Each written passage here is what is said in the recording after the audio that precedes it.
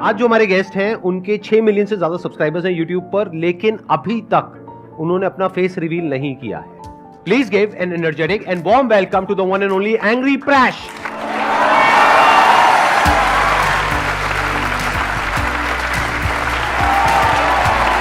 क्या हाल चाल?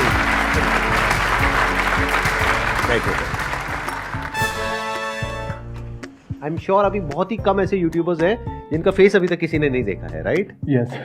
आप उनमें से एक हो? या आप अंदर हो? मैं यहाँ पे हूँ, यही मेरे को विश्वास नहीं हो रहा है। अभी कब से आप कर रहे हो ये यूट्यूब का? तो मैंने शुरू किया था 2016 में यूट्यूब करना एंड 2017 में आई स्टार्टेड एंग्री प्रैश। और आपका नाम जो रियल में है that is Prashant, if I am not wrong, right? Yes. तो वहीं से ही प्रैश आया? यस। और इस हेलमेट की क्या कहानी है? ये हेलमेट मतलब ये कहाँ से मिला आपको? तो ऐसा था कि when I was about to reach 1 million subscribers, सबसे पहले तो मुझे सर आपके साथ बैठ के इतना नर्वस लग रहा है। अरे चिल चिल चिल चिल, हाथ मिलाओ हाथ मिलाओ। अरे देखो तो सही।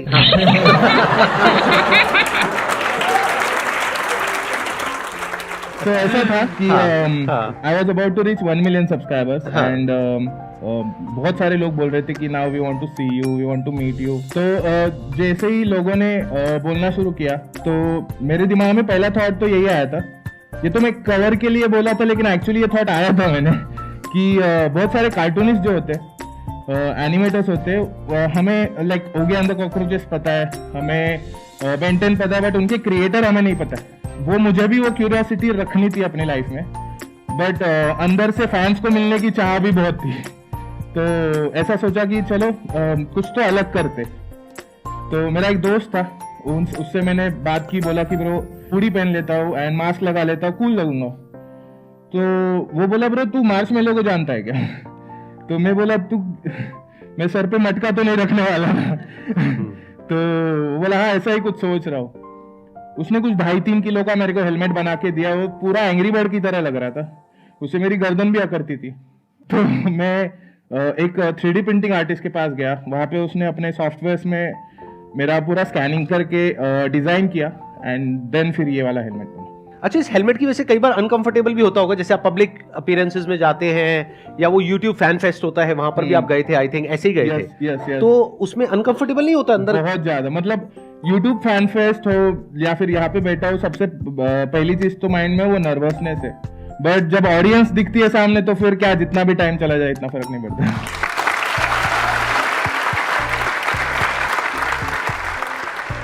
अब बताइए, आप लोगों के माइंड में कुछ क्वेश्चंस आ रहे होंगे जो आप इनसे पूछना चाहते हैं। मेरा जो मेन क्वेश्चन है वो ये है कि ना, अभी सोशल मीडिया एक ऐसी चीज हो गई है जो लोग फेम के लिए करना चाह रहे हैं, एंड आपके पास ऑलरेडी इतना ह्यूज अमाउंट है सब्सक्राइबर का एंड ऑडियंस भी है काफी अच्छी, तो आपके मन में कभी ये नहीं आता कि यार मैं भी थोड़ा फेमस हूँ अपना फेस दिखा करके?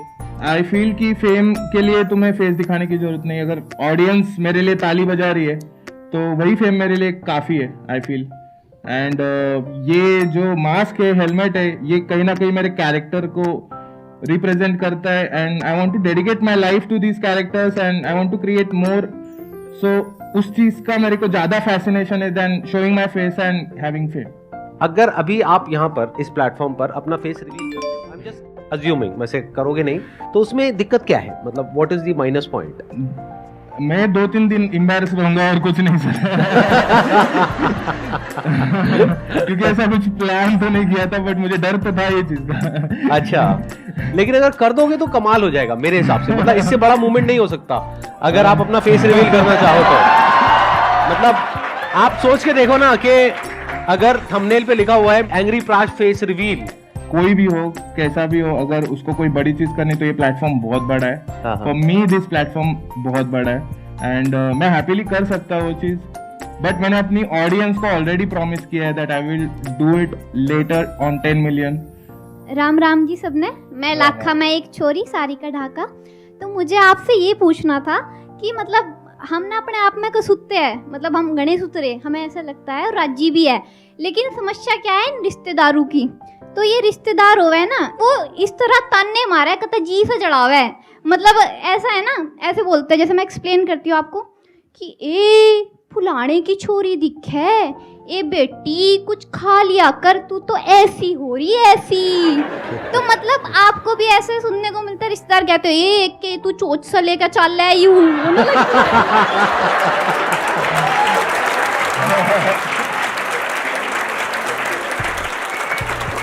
तुम बताइए, ये जनता जानना चाहती है। सो पहले जब मैं शुरू किया था तब रिश्तेदारों का रिएक्शन वैसा ही था जैसा सब लोगों को मिलता है कि क्या कर रहा है, कुछ नहीं, काम धंधे नहीं है। मेरे डैड तो बोलते थे कि तू क्या है, गुड़िया नचाता रहता है इंटरनेट पे, तो नहीं समझता, किसी को नहीं समझता। तो बेस्ट चीज होती है उसमें इग्नोर करना एंड उनको प्रूव करके दिखाना कि भाई मैं कर सकता हूँ एंड मैंने ये कर दिया।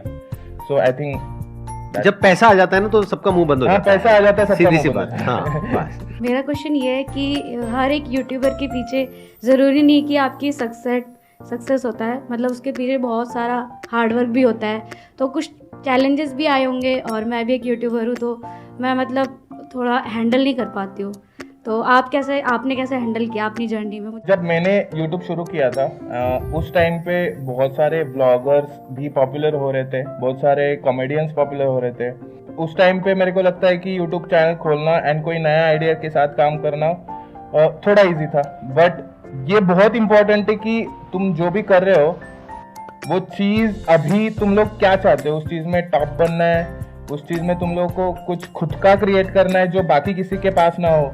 वो चीज़ करने के लिए आपको पहले समझना पड़ेगा कि आप किससे इन्फ्लुएंस हो रहे हो। अगर आप बहुत सारा इंडियन क्रिएटर्स का कंटेंट देख रहे हो एंड आपको लगता है कि मुझे भी कुछ ऐसा करना है, तो कहीं ना कहीं आपको वो जर्नी में बहुत टाइम लगेगा, बहुत ज़्यादा कंपटीशन है वो जर्नी में।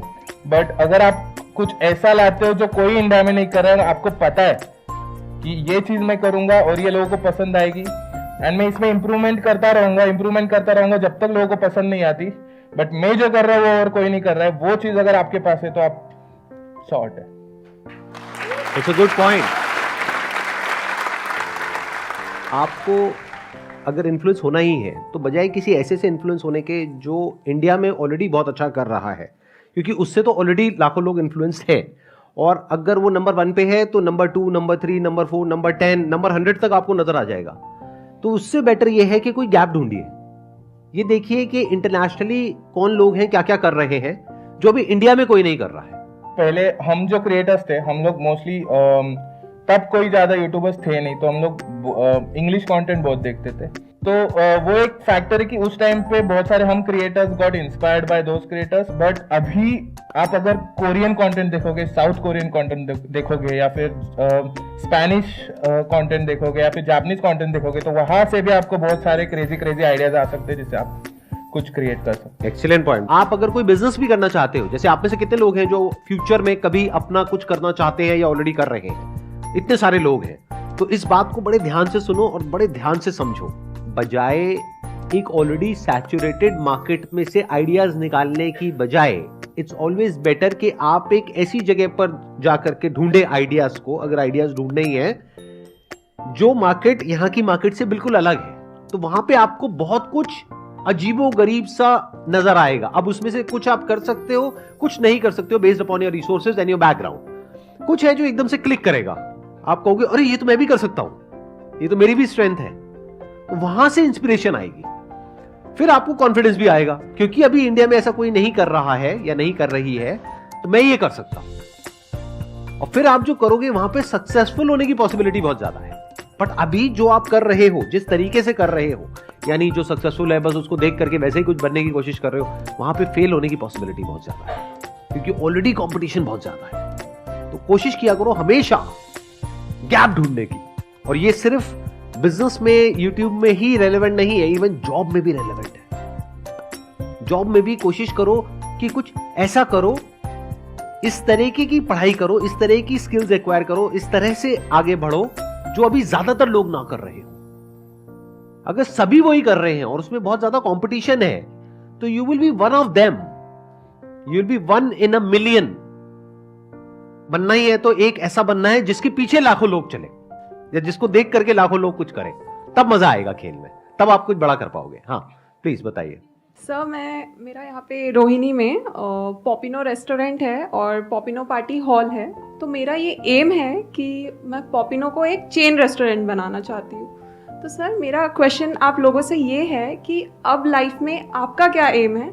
वैसे तो सर आप लोग ऑलरेडी इतने सक्सेसफुल हैं, आप लोगों ने इतना कुछ अचीव किया है, लेकिन फिर भी लाइफ के इस पॉइंट पे आके क्या ये लगता है क्या कि कुछ और भी है जो मैं अचीव करूं? आप दोनों से है क्वेश्चन। ये हमेशा रहना चाहिए कि और भी कुछ अचीव करना है, क्योंकि जिस दिन आपके अंदर से आ गया ना कि बस अब करने के लिए कुछ नहीं है, उस दिन आप समझ जाओ कि आपका जो डीके है वो शुरू हो गया। जैसे नेचर में अगर आप देखोगे, कुछ भी जो भी है लाइफ में, जो भी जिंदा है वो सब ग्रो कर रहा है, चाहे पेड़ पौधे हो, चाहे इंसान हो, चाहे कोई भी हो, सब ग्रो कर रहे हैं। तो you must always keep growing. Growth is not a choice, it's a necessity. क्योंकि अगर अंदर से जिस दिन आपको ये लग गया ना कि अब मैं एज अ पर्सन ग्रो नहीं कर रही हूँ, एज एन एंटरप्रेन्योर ग्रो नहीं कर रही हूँ, एज अ ये ग्रो नहीं कर रही हूँ, एज अ वो ग्रो नहीं कर रही हूँ, तो फिर जीने में मजा आना बंद हो जाएगा। तो as far as I am concerned, मैं ये जो काम कर रहा हूँ, दैट इज ये जो अभी सेशंस कर रहा हूँ, इसमें भी ग्रो कर रहा हूँ। आप देखो 1 साल पहले मैं क्या कर रहा था, अभी क्या कर रहा हूँ, हो सकता है 1 साल बाद कुछ बिल्कुल ही अलग कर रहा हूँ। That is one. दूसरा, as far as entrepreneurship is concerned, business is concerned, वहां पर भी मैं बहुत तेजी से ग्रो कर रहा हूं, यानी बहुत कुछ कर रहा हूं अलग अलग तरीकों से। उसके अलावा यहाँ पे तो जो ग्रोथ है वो तो आपको दिख ही रही है। बाकी अगर सब्सक्राइबर्स देख रहे हैं तो आई थिंक वो भी ठीक ठाक ग्रो कर ही रहे हैं।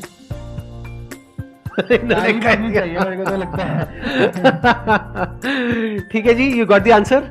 हाँ, अब आप भी कुछ ऐड करना चाहेंगे प्लीज? नहीं सर, परफेक्ट था। आपका क्या एम है पर आपके YouTube चैनल को, आपको मतलब आगे क्या विजन है आपका?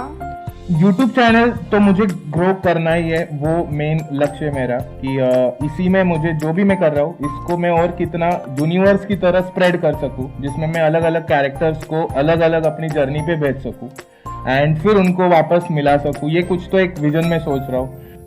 वही मुझे कहीं ना कहीं मेरे स्टूडियो प्रोजेक्ट्स या एंग्री लाइन का जो प्रोजेक्ट है उसमें नॉलेज लेने के लिए मजबूर करती है, and that's what makes me keep growing. आप जब कोई वीडियो अपलोड करते हो तो आप कैसे करते हो? इन द सेंस कि मतलब क्या आप पहले देखते हो कि क्या ट्रेंडिंग टॉपिक्स चल रहे हैं?